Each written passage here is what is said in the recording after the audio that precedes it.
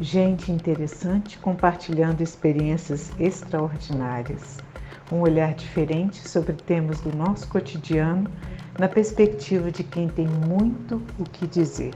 Leve, reflexivo e inspirador.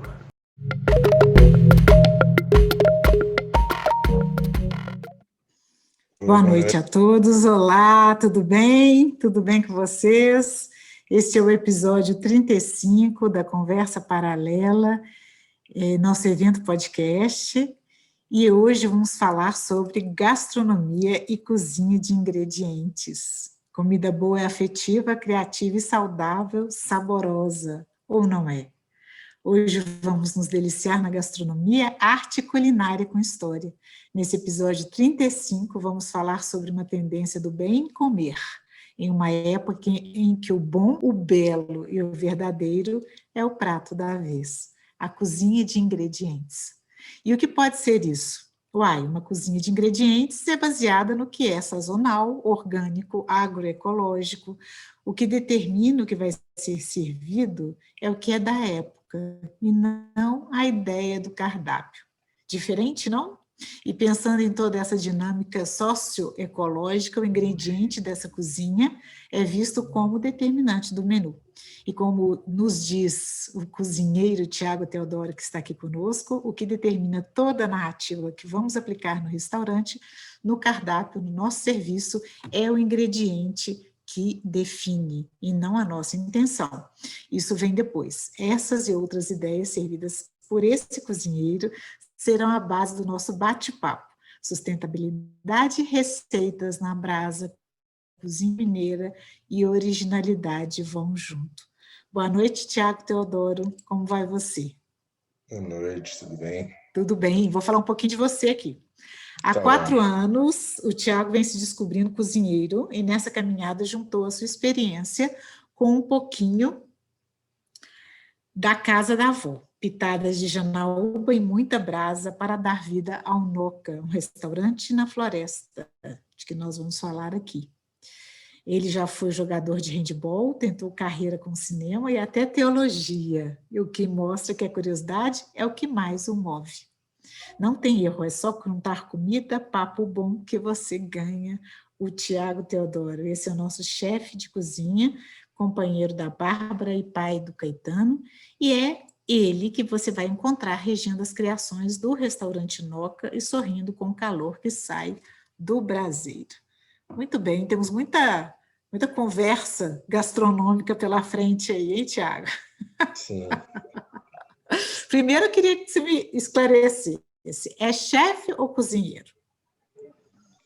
Bom, primeiro, boa noite, né? Todo mundo que trabalha na cozinha é profissional de cozinha, né? Chefe é um cargo. Hoje, por acaso, eu ocupo o cargo de chefe, mas nem sempre fui. Então, mas sempre fui, desde que sou profissional de cozinha, cozinheiro. Então, o que rege a essência da nossa profissão é o cozinhar, não é necessariamente chefiar, por mais que isso hoje tome mais do meu tempo do que eu vir ficar à frente de ou da churrasqueira ou do fogão, né? Mas por essência eu sou cozinheiro, então eu prefiro esse título de cozinheiro do que chefe. Chefe traz muita pompa e circunstância que não é muito o que eu quero, não. E o que você quer, Tiago, como cozinheiro? Como cozinheiro? Sim. Olha, o que me levou para a cozinha foi basicamente a vontade de comer, né?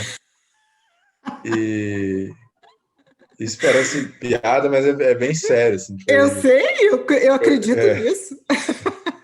Foi num momento da minha vida, assim, que eu me vi precisando me virar na cozinha e eu, como já tendo a ser meio obsessivo com as coisas, então, o que virou uma necessidade, o que era uma necessidade virou uma profissão. E, sim, perdão, me perdi um pouco na sua pergunta. Você perguntou... Eu perguntei para você o que você almeja como cozinheiro. Ah, tá, claro. Qual que é a O que eu sua... almejo é fazer comida boa, o que eu almejo é fazer. Eu acho que assim, eu faço comida em restaurante. Isso é um ponto que me distingue de outros profissionais da área, né? E restaurante, o próprio termo restaurante vem de restauração, né? O ramo de restaurante é um ramo de restauração. Então, assim, quando eu cozinho no meu restaurante, o meu objetivo é que as pessoas que entrem lá saiam melhores do que entraram.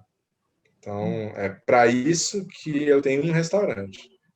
Agora, quando eu cozinho em casa é para um motivo, quando eu cozinho para os amigos é para outro motivo. Eu acho que igual a comunicação se aplica à sua circunstância, o cozinhar também se aplica à sua circunstância. Ah, sim. Um chefe de cozinha é para deixar as pessoas melhores, não é nem para falar mais do que quando entram, né? Porque a maioria da comida hoje sai, eu nem vejo mais a cara da pessoa por causa do delivery, mas é que elas fiquem melhores depois que comerem. Sim. Eu queria falar do delivery também. Eu já tive a oportunidade de experimentar a comida que você faz no Noca ou na Noca? Como é que a gente fala? No Noca? No O restaurante Noca é o Noca? restaurante, né? Mas como o restaurante Noca é uma casa que vai abrigar outros projetos, aí de vez em quando a gente fala Noca porque é a casa também. Ah, sim. Então, da forma como você... Gênero é uma coisa fluida, não precisa ficar se É, apegando a isso, não. então, já estive lá, muito agradável, e também já tive a oportunidade do delivery. E observei a entrega com umas embalagens, elas são diferentes, né? Eu Sim, queria sim, falar sobre isso biodegradável. também, é biodegradável. Eu acho isso um dos pontos importantes hoje, né? Do consumo nosso, inclusive um consumo de comida, que é um consumo que a gente tem nessa circunstância de hoje mais elevado, mais frequente. E como que isso é importante? É um detalhe que deve encarecer, né? E no sentido de ser cuidado, né? De ser algo que o restaurante ainda leva como um cuidado à parte, uma oportunidade de oferecer ainda melhor, né? Isso que você está falando, né? Da gente se Uhum. sentir melhor, porque é um detalhe importante. Eu vi Na isso, eu verdade, percebi o isso. negócio de restaurante ele é um negócio de detalhes, né? Então, nos detalhes você ganha e também nos detalhes você perde, assim. Mas quando você monta um negócio, se você tem um porquê, você tem uma razão para qual você monta o negócio, os detalhes vão estar submissos a esses porquês, né?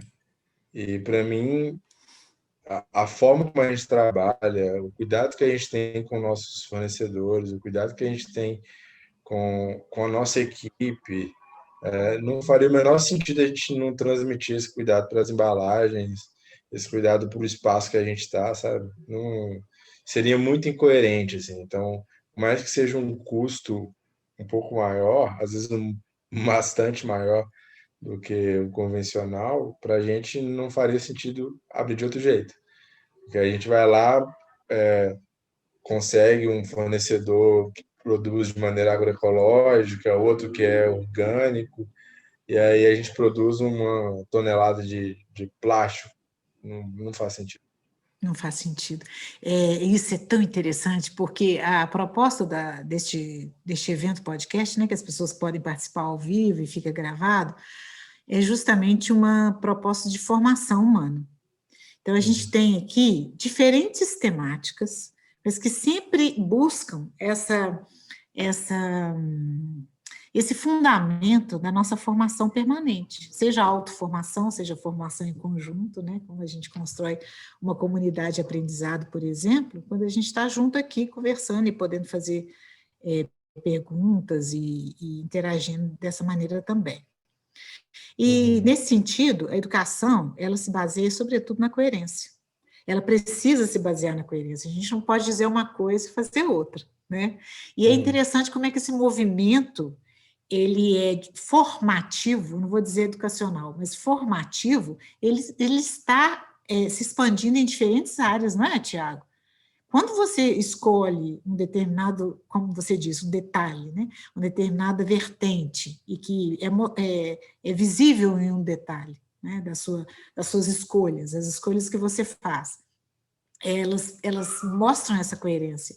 E isso, no ambiente formativo, ele é muito importante. Eu acredito que hoje todos os ambientes, de uma forma geral, estão se envolvendo em uma ideia formativa, uma ideia de formação coletiva, né, entre as pessoas, entre os diferentes domínios e ação de atividade humana. E eu vejo isso também no que vocês fazem em termos de palavra, porque palavra é algo muito importante para mim. A palavra, nessa área da educação e da comunicação, que é essa área onde eu transito, e acredito muito nessa junção, e por isso nós estamos aqui hoje, né? Ela é algo que eu vejo que é cuidado também em relação ao que vocês oferecem, né? Então, essa comida, ela está hoje está envolvida, né? Literalmente, em elementos que buscam construir essa identidade. E qual é a identidade de uma gastronomia, de uma cozinha que você faz? Ela é artesanal? Como que a gente pode dizer dessa sua assinatura? Olha, eu não sei se você conhece um chefe americano que chama Dan Barber. Ele, Não. ele escreveu um livro que chama O Terceiro Prato, que discute sobre os princípios da alimentação do futuro, assim. E ele coloca algumas coisas, algumas experiências dele e tal, sobre, por exemplo, uma pesquisa que ele fez sobre um cara que produzia foie gras na Espanha de maneira sem fazer a gavage, né, que é injetar a comida no ganso, um animal criado solto, da maneira mais tradicional possível. Então, assim, só que aí uma coisa que o Dan Barber trabalha, porque ele é um chefe de cozinha, ele, ele tem 2 restaurantes, um na periferia, mais ou menos no interior de Nova York e outro na cidade de Nova York. Os dois chamam Blue Hill. Blue Hill, tanto em Nova York, e o Blue Hill Edstone Barns, que é uma fazenda, inclusive dos Rockefeller, ali no interior. E ele fala, ó, como chefe, o mais importante para mim é o sabor. Só que uma coisa eu percebi, que uma vez que eu me preocupo com o meu fornecedor, uma vez que eu me preocupo com o trato do solo onde aquele produto vem, com o transporte daquilo, com o armazenamento daquilo, com a qualidade de trabalho da pessoa que manipula aquilo, quando tudo isso acontece de maneira cuidadosa, o sabor é modificado de uma maneira positiva. Então, assim, eu acredito tem vários princípios, várias ideologias que norteiam tudo isso, mas, de novo, eu sou chefe de um restaurante. Eu acredito que, e é uma empresa, eu não posso fugir disso. E o que eu melhor posso fazer para poder cuidar do meu produto é entregar um produto que seja sim bonito, que seja sim coerente com tudo que eu estou falando, mas que principalmente seja gostoso. Porque se não for gostoso, não adianta nada do que eu estou fazendo. A pessoa vai comer, vai achar insosso, vai achar sem graça e não perdeu o sentido, entendeu? Sim, sim. O que faz a cozinha? Quando você fala assim da sua avó, né? Você liga essa ideia da cozinha afetiva, eu acho que é uma condição humana mesmo, é arquetípico a gente ligar a cozinha à afetividade, não é? Sim, Não existe esse resgate, e existe também um resgate da mesa posta, não é, Tiago? Olha, uma das coisas que eu tive a oportunidade de morar na França, tranquei meu curso de comunicação na época e fui morar 1 ano. E morei em casa de família, num movimento que lá mesmo eu consegui essa casa para quem estudava, então tinha essa oportunidade. E aí eu aprendi o quanto que os franceses gostavam de estar à mesa, sabe? sem televisão ligada, sem isso que envolve a nossa cultura brasileira, né? De muito barulho, de muita distração enquanto está ali, às vezes nem à mesa sentar, né? E o quanto que eles valorizavam isso. Eu aprendi isso lá. E achei muito interessante, porque as pessoas realmente conversavam, as pessoas realmente olhavam nos olhos umas das outras e tinham oportunidade de trocar ideias, mas numa partilha do pão, né? Porque companhia é isso, né? É partilhar o pão, né? Ter companhia. Então, era realmente algo muito... era um momento de alimentar corpo e alma. E eu estou vendo aqui no chat uma pergunta da Poliana, qual que é a especialidade da casa? E aí eu fico pensando assim, qual que é a especialidade da casa? Eu acho que é o jeito de fazer e não aquilo que é servido, né? Até porque esse é o objetivo da nossa conversa hoje, da cozinha de ingredientes. O que você acha? Isso é uma pergunta recorrente, assim, ainda mais de gente que não conhece a casa ou que passa por lá e chega sem, enfim, sem saber o que está acontecendo ali, né? Então, assim, a especialidade da casa, eu gosto de brincar que é comida boa, porque assim, Isso que eu ia falar. não tem muito, até mesmo técnica, igual você falou, tipo, cara, a gente trabalha desde técnicas mais modernas, quanto técnicas clássicas, técnicas rudimentares. Então, assim, por exemplo, rudimentar está muito na brasa que a gente usa, na fermentação que a gente faz constantemente, mas a gente usa de técnicas mais modernas em alguns pontos, no uso do ingrediente, né, que já é uma coisa muito influenciada ali pela pela nova onda da cozinha dinamarquesa ali, que vai atrás do ingrediente nunca explorado. Então, a gente tem muito essa pesquisa, mas, ao mesmo tempo, fazer um ovo poché perfeito na técnica francesa também está ali. Então, é uma cozinha de experiência até para a gente que está ali dentro, assim. Então, é de pesquisa constante, de testes constantes. Até falo para a galera, assim, que todo dia a gente muda alguma coisa no cardápio, se não o cardápio inteiro. Todo dia mesmo, assim. O cardápio que eu montei hoje, que vai ser servido amanhã, depois de amanhã já vai ter alterações e amanhã eu vou ter que criar de novo e por aí vai. Então, assim, o que que vai determinar isso? O que a gente tem, como a gente tem, o que a gente consegue fazer, quem que está na cozinha no dia. Ah, faltou uma pessoa, pô, a gente relabora. Ah, sábado tem mais gente, a gente monta às vezes no sábado que tem um fluxo de pessoas maiores na casa, a gente consegue, eu já penso a técnica para que você tenha de 2 a 3 etapas só para poder finalizar o prato. Então tudo isso interfere, sabe? E aí, por exemplo, na quarta e quinta, que são dias mais tranquilos, eu gosto de complicar um pouco mais a técnica. Então, enfim, a especialidade lá é a surpresa, talvez. Gostei, eu achei, eu fiquei pensando nisso mesmo quando eu li a pergunta. Essa ideia da cozinha de ingredientes, ela é algo também muito afetivo, eu acho, né? Ela tem muito a ver com isso que você falou, do momento, daquilo que é disponível na estação, né? A questão dos tempos também, de algo mais sustentável, e do sabor, porque com certeza isso deve interferir no sabor dos ingredientes, não deve, Tiago? Então, claro, assim, vamos lá. Quando a gente fala de alimento orgânico e alimento, especialmente o agroecológico, que é o que a gente experiencia lá nos produtos que as meninas do Sítio Bonobas fornecem para a gente está pensando em quê? A gente está pensando que aquela produção ela não vai usar de aditivos tóxicos, não vai usar de transgenia para modificar a resistência daquele. Não vai, é o mais in natura e o mais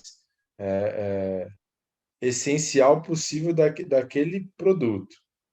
Então, assim, no caso do agroecológico, ainda mais, porque quando você fala de produção agroecológica, você está falando de uma produção que você vai necessariamente criar um bioma, um microbioma, que vai se retroalimentar para que você tenha uma produção viva. Então, você nunca vai ter uma produção agroecológica de monoproduto. Então, você não tem monocultura de morango, de maçã, de coco, não.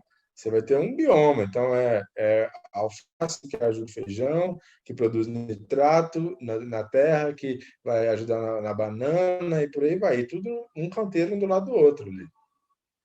E uma vez que você faz isso, você vai ter um solo mais vivo, você vai ter um solo mais rico, você vai ter um alimento que passou por todo o ciclo produtivo dele, desde o plantio até a colheita. Então, no ponto ideal de colheita, que é aquela mesma coisa de pegar a fruta no pé do quintal, que você espera, depois de anos, você sabe qual que é o momento ideal que ela vai estar mais gostosa, é nesse momento que a gente colhe, é nesse momento que a gente vai fazer a nossa vida. E quando você fala dos detalhes, para quem não conhece, né, é um percurso, uma trajetória muito interessante, porque ela vem desde essa situação da escolha de qual produto você tem como fornecedor, né? E também de como que você entrega esse produto. Então, a gente tem aqui um outro comentário da Patrícia, já pediu o delivery e ele é diferente mesmo. O sabor da grelha é sensacional. Quem sabe não é o churrasco que é a especialidade da casa. Quando eu estou falando churrasco, eu não estou falando a carne, né, especificamente, mas Sim, sim. essa brasa a que Não, você se com referiu. certeza, o gosto da brasa, assim, a fumaça, a própria temperatura, tudo que acontece ali a gente trabalha com a parrilha, né? A parrilha no estilo, ela tem duas chapas, uma estilo uruguaio, outra estilo argentina, e sim, isso muda tudo, assim, muda tudo no quesito de sabor, são outras nuances que a gente alcança, assim, mas a gente não larga também do fogão, então, assim, eu, de novo, nossa cozinha é uma cozinha de ingrediente. Então, quando chega o ingrediente, a gente pensa onde esse ingrediente vai se comportar melhor, onde ele vai atingir a potência de sabor, porque eu gosto de interferir o mínimo possível no sabor, no produto. Eu quero trabalhar para que aquele sabor seja realçado. Então, assim, Sim, eu não vou. É sim, raro você ver uma coisa que a gente coloca no cardápio, que chega no seu prato e que não tenha a cara daquele produto. Uma cenoura tem cara de cenoura, uma batata tem cara de batata, sabe? É difícil você ver uma coisa muito elaborada, muito. Talvez a gente faz também, porque a gente, até pela natureza da nossa experiência, né? Tipo, eu pude trabalhar em restaurante que trabalhava com cozinha molecular, restaurante com selo Michelin. Então, tudo isso está na minha bagagem também. Trabalhei em bistrô francês, trabalhei em restaurante alemão. Então, essa bagagem está em tudo que eu faço. Então, a cozinha tradicional e as técnicas tradicionais também eu gosto de usar. Mas, de novo, assim, se eu vejo uma beterraba maravilhosa, chegou linda ali, eu vou interferir o mínimo possível para que ela chegue maravilhosa no seu prato e saborosa. sim. Muito bem, estou gostando disso, sabe? E tenho duas perguntas aqui para você, tem mais uma aqui no chat também. Eu quero te perguntar sobre. Você falou sobre um detalhe, né? Os detalhes que fazem a diferença e que vão tornando a cozinha mais específica e tal. Você usou a palavra nuance também. O que você percebe na sua criação ali, ou recriação, né? Porque você está dizendo que você age junto com a natureza. O que você percebe na sua recriação ali e que é o seu tempero? Que é o meu quê? Tempero. Ah, o meu tempero. Porque eu acho que isso faz Nossa. diferença, muita diferença. Se É for a falar sua criação. se eu falar de insumo, pensando no tempero, tem duas coisas que definem o sabor do que eu faço: fogo e sal. Hum, Se eu usar essas duas coisas, define muito o sabor de tudo. Agora, nossa, eu paro para reflexionar o que já foi feito muito pouco. Porque como eu tenho que pensar muito no que eu vou fazer, o, o resultado do que eu já fiz já ficou para trás, assim. Então, realmente é algo que acho que quem trabalha comigo pensa mais do que eu. Porque às vezes as meninas falam assim, nossa, mas isso aqui não vai dar certo, isso aqui não funciona. Gente, vamos lá, construção de sabor. Você tem aqui o amargo, o doce, o ácido, não sei o quê. Vamos montar essa paleta de sabor aí, não sei o quê. Isso aqui não tem esse sabor, isso aqui não tem esse sabor. Se você juntar, não vai chegar nisso. Então, beleza, vai funcionar. E aí, depois que elas entendem, depois que elas vão, então, assim, às vezes realmente minha cabeça. Eu tenho até dificuldade de comunicar com elas, às vezes, assim. Porque às vezes eu vou um pouco além e aí na execução, às vezes eu tenho que ficar em cima. Não, gente, não era isso que eu queria isso. Tá? Aí eu tenho que ir lá e, enfim, é uma loucura. você falou em paleta de sabores, né? Nessa composição, e isso é realmente, eu acho que é uma competência que você chega com uma certa trajetória, experiência em diferentes linhas editoriais, vou dizer assim, né? Diferentes vertentes pelas quais você passou e que você vai construir na sua, a partir Sim. disso, né? Tem uma outra pergunta também que eu tenho vontade de fazer, que é a seguinte. Você falou que a questão de gênero não é algo a qual a gente deve se fixar. Mas há algo interessante em termos de trajetória e história. Estava conversando com a minha mãe hoje sobre essa conversa nossa aqui. E minha mãe, minha avó, era de origem árabe. Mas era confeiteira, fazia bolo de casamento, né, no interior de Minas. Mas não ensinou o ofício às filhas, aos filhos. Então, eu queria entender em que momento, na sua percepção, na sua trajetória, o homem foi para a cozinha. Bom, aí você quer que eu diga num âmbito macro ou no meu âmbito pessoal? Você pode escolher. Se você quiser falar dos dois, nós vamos junto. Porque se a gente for falar de cozinha profissional, o homem sempre ocupou a cozinha, né? Por mais que você, claro, de novo aí a gente é sempre um substrato do sistema que a gente está, né? Então, se nos lugares, nas posições de privilégio, nós temos homens brancos, héteros, dominando tudo, na cozinha não é diferente. Então, assim, você tem, por exemplo, hoje uma revista inglesa que chama Restaurants, que ela elenca os 50 melhores restaurantes do mundo. E dentre os 10 melhores, essa lista, se eu não me engano, ela acontece já tem mais ou menos uns 22 anos, alguma coisa assim. Algo em torno de 20 anos. Acho que nunca teve uma mulher no top 10.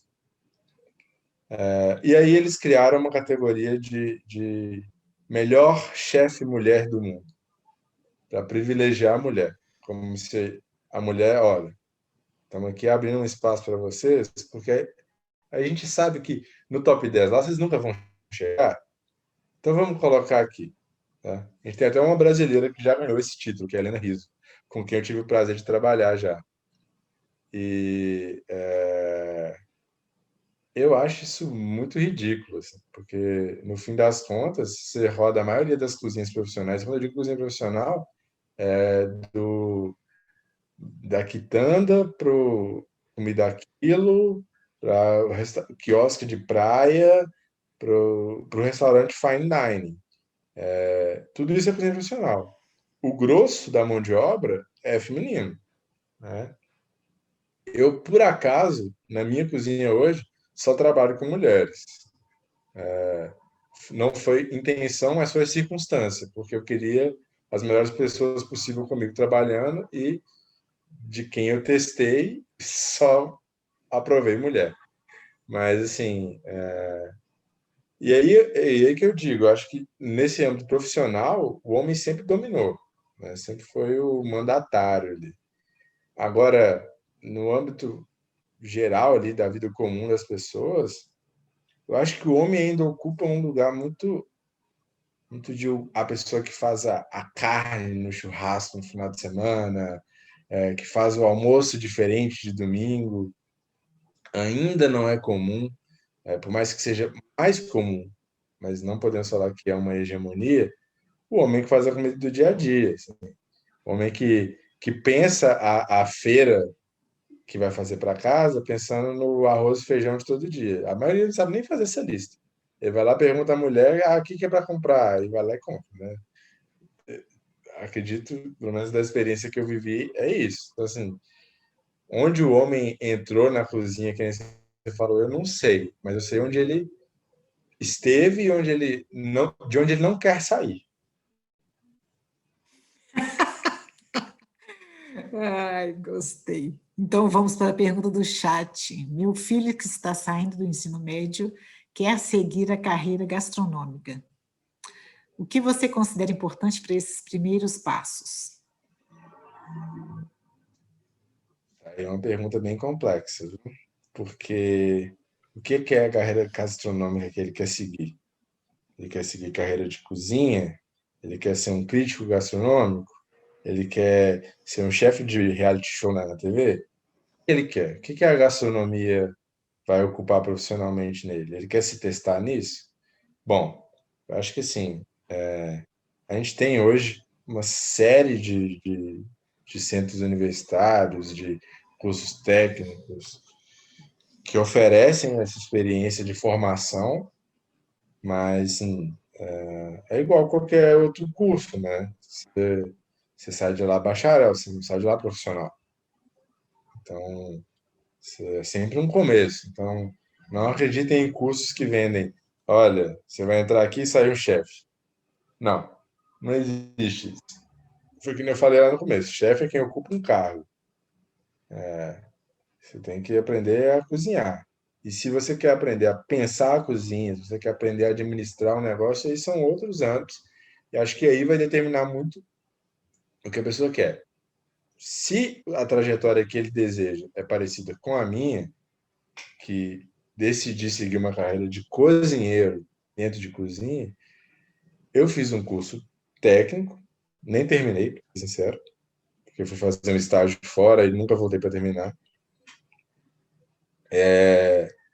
Mas, assim, eu me dei a obrigação de rodar cozinhas e aprender trabalhando. Eu lembro que uma vez eu ouvi uma entrevista da Paola Carosella, ela falando assim, sobre esse tema. Ela falando, quer aprender a ser cozinheiro? Faz estágio. Assim, eu já trabalhei, já fiz estágio de graça. Cheguei, liguei no restaurante que me falaram que era um restaurante que eu iria aprender muito, liguei aqui, quero trabalhar. Eles não têm dinheiro para te pagar. Eu falei, não estou pedindo dinheiro, estou pedindo trabalho. Fui lá e trabalhei. Então, é isso. Tem uma coisa também que eu acho interessante e curiosa.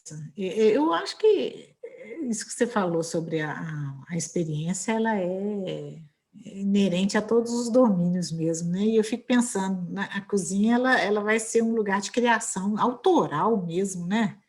Ela vai ser, ela pode ser. É um tema complicado, assim, Quando porque você quando a gente combina, fala cozinha de autor, né? existe Igual, isso? oi? Existe Cozinha de isso, autor. Tiago? Existe. Termo cozinha de Existe? autor. Ah, É bem complicado, assim, porque o que é autoralidade num trabalho que é necessariamente coletivo, né? Mas aí eu Sim, também tive formação no cinema, eu tive alguma experiência de trabalhar com cinema também. E a gente fala de cinema de autor, né? A gente olha o cinema do Woody Allen e reconhece a ator dele na filmografia dele, a gente vê os filmes do Tarkovsky, que reconhece a assinatura dele, mas Tarkovsky não fez tudo ali. sim. O Woody Allen também não fez tudo ali. Acho que cozinha é a mesma coisa. Então, onde que você pode falar de autoralidade na cozinha, de assinatura? Eu acho que a cozinha ela se equipara muito com a moda nesse sentido. Você tem a alta costura e tem a moda convencional. A alta costura ela define padrão, ela define referência, ela define norte para onde a moda vai seguir. A alta cozinha é mais ou menos a mesma coisa. Então você tem restaurantes assim, que são feitos para você ir uma vez na vida, porque você não vai ter dinheiro para elas. Espero que alguns tenham, né? Mas assim, não é algo que você vai gastar com frequência. Não é um restaurante de evento, que você vai lá para ficar horas e que se despende a pesquisar, a inovar. Assim, você tem alguns restaurantes que são muito referência nisso hoje, especialmente o Noma na Dinamarca, o Mugaritz na Espanha, e você teve o maior, né, o que foi a grande ponto de virada da gastronomia que definiu tudo que a gente entende de alta cozinha hoje, que foi o El Bulli, que foi um restaurante do Ferran Adrià, na Espanha, que ele inclusive fechou em 2011 e se tornou uma fundação de pesquisa. Então, assim, é um restaurante que definiu realmente tudo, assim, de técnica, de forma de trabalhar. Então, esses menus de degustação de 40 etapas, foi eles que inventaram. Técnica de cozinha molecular, foi eles que inventaram. Brigadas de cozinha que trabalham de uma maneira educativa, mas pesquisa, foi eles que inventaram. Então, literalmente tudo que a gente entende hoje de alta cozinha e que norteou muito os processos de cozinha de autor, e mais do que isso, se você olhar na lista do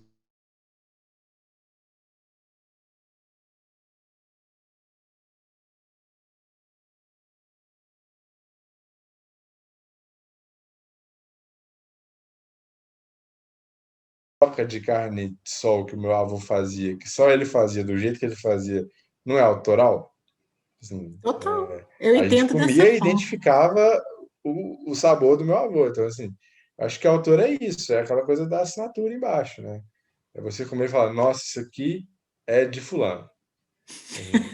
É muito difícil você definir isso, assim, porque ainda mais que a gente tem cozinhas étnicas, cozinhas com outras nuances, assim, que acabam indo para um lado de, isso aqui me lembra muito a cozinha tailandesa, isso aqui me lembra muito a cozinha portuguesa, que são coisas mais gerais, mas assim, falar isso aqui me lembra a cozinha do chefe Felipe Ramé, sabe? É uma especificidade muito grande, assim, que demanda tempo, trabalho, igual em qualquer outro trabalho de produção, assim, igual a assinatura da arquitetura do Oscar Niemeyer, igual a assinatura de uma tela de um Rembrandt, assim, sabe? É, muito bem.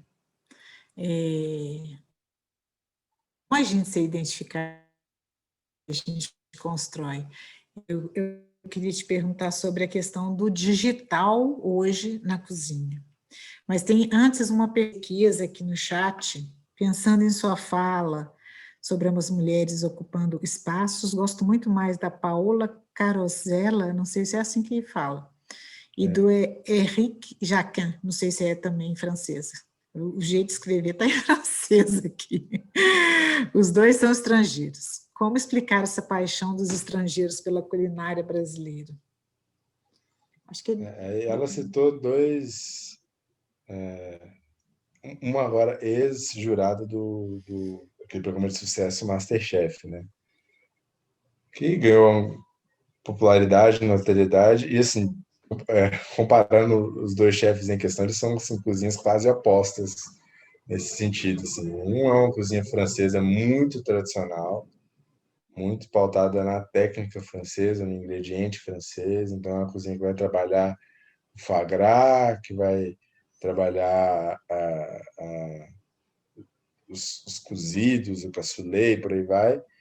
E a outra é talvez a primeira pessoa que eu ouvi falando de cozinha de ingrediente, que é a Paola. Que muito do que eu me inspiro, assim, ideologicamente dentro da cozinha, não necessariamente de técnica, porque ela tem influências muito fortes de uma cozinha italiana, ela é argentina, assim, também o uso do fogo, né? Ela também se aproxima, mas assim, são cozinhas muito diferentes. E aí a coisa do estrangeiro, acho que assim, não sei se a gente pode falar que é só o estrangeiro que tem essa paixão, mas é porque é uma cultura mais antiga lá, né? Se a gente fala de alta cozinha, de né, cozinha de restaurante, assim, isso veio de lá, né? Então, isso veio da Europa. Teve um francês chamado Auguste Escoffier que foi lá e normatizou os primeiros paradigmas do que seria uma cozinha. Então, ele que definiu brigada, ele que inventou a doma com a roupa do chefe e por aí vai. Então, assim, se a gente pega as cozinhas mais influentes no mundo e mais são também as mais tradicionais, né? Francesa, italiana, japonesa, né? Então, talvez daí venha a coisa do estrangeiro, mas não dá para falar que a gente não ama tanto comida, né? Você pega a nossa história do Brasil inteiro, ela é pautada pela comida, e é guerra por causa de comida. Então, desde os indígenas, o que a gente tem de influência, assim, e aí eu, para quem tem curiosidade, eu aconselho muito a leitura do História da Alimentação Brasileira do Câmara Cascudo, que mostra muito a comida ao longo dos tempos, a comida definindo a cultura, a comida, né, definindo o Brasil, assim. Então, uma coisa é cozinha de restaurante, outra coisa é comida. E comida, ela é fundação de cultura. Então, não dá para a gente falar que é só o estrangeiro. A gente, enquanto brasileiro, só é brasileiro porque a gente tem uma comida brasileira. Você falou história da alimentação brasileira? É, Câmara Cascudo. Ah, tá. Que eu deixei aqui uma indicação. Um, Nossa, uma coisa, esse livro foi transformado em série, tá no é? Amazon Prime. Tem a série Olha! no Amazon.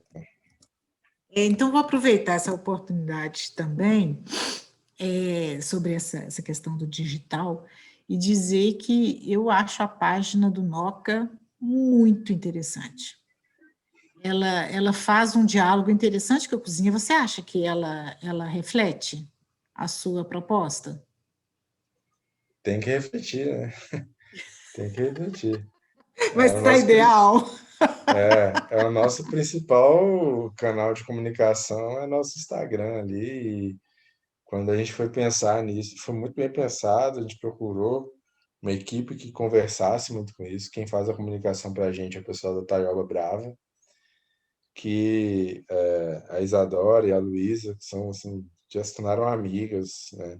São pessoas muito queridas. Nem sei se elas estão assistindo aí, mas se tiver, oi para elas.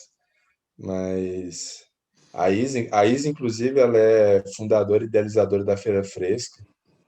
Não sei quem conhece, que é um movimento já há anos na cidade que reúne produtores. Então, assim, é essa pessoa que faz a comunicação do restaurante, sabe? Então, até nisso a gente tem que ser coerente. Sim, interessante isso. Interessante. A página é Noca BH, não é, Tiago? Noca BH. Noca BH. Bem. Você gostaria de terminar o nosso bate-papo hoje com alguma observação, sugestão? Fique à vontade. Ai, sei, acho que assim, a gente tá falando de comida, né? Eu acho que tem um outro livro que também virou série, Netflix, que chama Cozinhar, Cook It. E lá o Polan, ele reflete muito sobre o ato de cozinhar, sobre o ato de trabalhar a comida, assim, como um princípio fundante da humanidade, assim, o que nos tornou seres sociais de cozinhar, né? A hora que a gente pegou a carne que a gente comia crua, colocou no fogo e comeu. E aí ele vai traçando um trajeto ali de, histórico mesmo, né? De desenvolvimento humano a partir disso. E aí ele também pontua que o oposto também é verdade. O fato de deixarmos de cozinhar nos desumaniza. Olha, que interessante isso! E aí, isso é o que está transformando muito a nossa sociedade nos últimos 120 anos. Aí, talvez como marco ali a Grande Guerra, né? Quando você tem o início ali de uma cozinha mais industrial, você tem os ultraprocessados entrando na alimentação básica da população e as pessoas tendo carga de trabalho, carga de hora de trabalho mais altas e aí tendo menos tempo para poder estar na cozinha. E isso tudo reflete nos problemas sociais que a gente tem, né? Reflete nas pessoas que somos, reflete nas doenças que temos, né? Então, se a gente abandona a cozinha como ponto central da nossa humanidade, a gente eu acho que é um pensamento que me norteia muito assim para as escolhas que eu faço, pro que eu acredito, sabe? E agora que eu tenho um filhinho, vai fazer 5 meses essa semana, eu penso muito nesse legado que eu quero deixar para ele, né? Eu quero muito que ele coma de tudo, sabe? Eu quero muito que ele tenha a oportunidade de provar de tudo. Eu não sou uma pessoa restritiva com relação à alimentação, mas ao mesmo tempo eu acredito muito que o melhor para ele vai ser se ele, ao invés de ir lá na gôndola do supermercado comprar um pacote de biscoito, ele faça o biscoito dele, ele faça o chocolate dele, coloque um biscoito no outro e recheie ele mesmo, sabe? Então, assim, eu acho que se a gente colocar isso como princípio, a gente pode comer de tudo, desde que a gente cozinhe. E é uma coisa a se pensar, assim, até para mudar hábitos e sociedade como um todo, assim. Muito interessante, muito bacana isso. Muito bem. É isso aí. Temos aqui um comentário sobre a pandemia ter contribuído para trazer as pessoas de volta para a cozinha.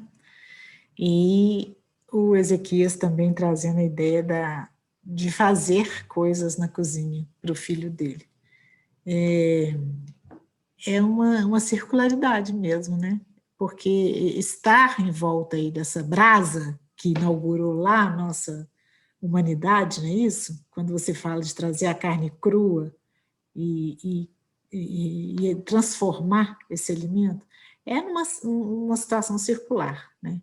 Com certeza há pessoas ali em volta, guardando ou trabalhando junto, em colaboração e, sobretudo, em oportunidade de degustar juntos. Então é isso, quero agradecer muito a sua participação hoje conosco, essa oportunidade de se degustar em conjunto aqui. Eu que agradeço o convite. Obrigado e estamos aí à disposição. Muito obrigada, Tiago. Foi um prazer. Pessoal, muito obrigada a quem participou conosco, muito obrigada por essa oportunidade de trocas e que a gente continue aí fazendo circular esses saberes nessa conversa, sempre muito interessante, com pessoas que fazem coisas muito interessantes e que permitem que a humanidade, né, ela seja ressaltada, né, nessa troca que a gente faz, nessa oportunidade de compartilhamento. Então, mais uma vez, obrigado. Sucesso para você, viu, Tiago? Obrigado. Muito bacana tudo que você faz. Então, até uma próxima, pessoal. Até semana que vem. Muito obrigada. Tchau, tchau.